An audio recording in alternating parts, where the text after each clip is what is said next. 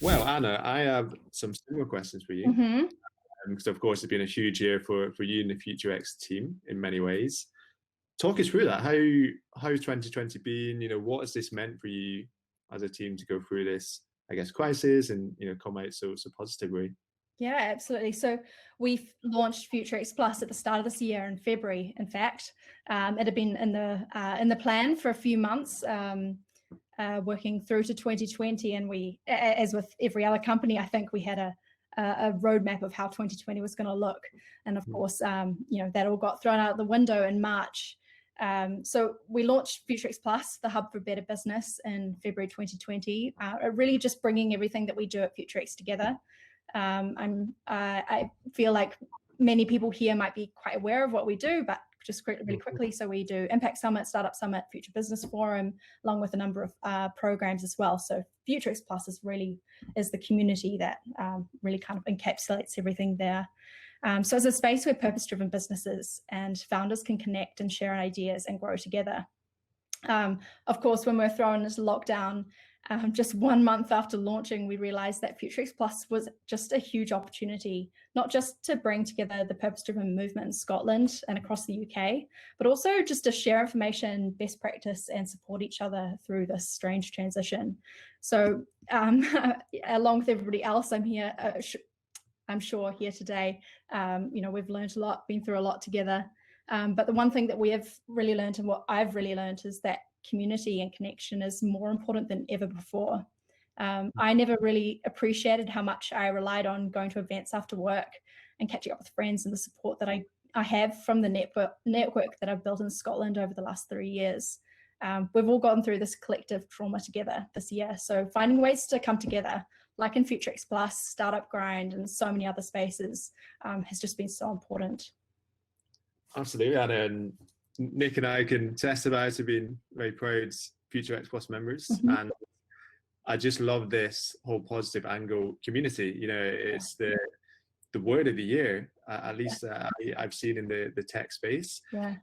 Sticking with this positive theme, which I think we're all a big fan of, what for you, Anna, is one of the kind of biggest positive reflections from this year? And of course, I'm sure you covered some of it, but yeah, what for you has been a real win? Yeah. Reflecting on 2020, it definitely just has to be I'm so proud of and encouraged by the resilience, I think, in all of my networks, including FutureX Plus. In a year when ticking just one thing off your to-do list each day is a huge win. We've seen businesses hit milestones, grow impact, reach wider audiences. I mean, Rob just listed off some incredible statistics, and I have to go out there and disagree. It's not making something out of a bad thing, but actually just, in crisis breeds innovation and opportunity. So, they're still huge wins and huge milestones.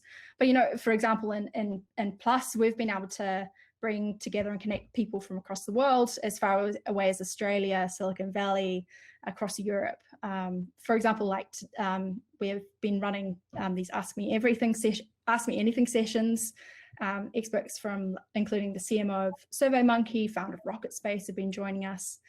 And like Rob said, these aren't new things, but COVID has really given us space to accelerate this trend, and the trend of digitization, and the pandemic has really catalyzed the ability to be able to connect across borders.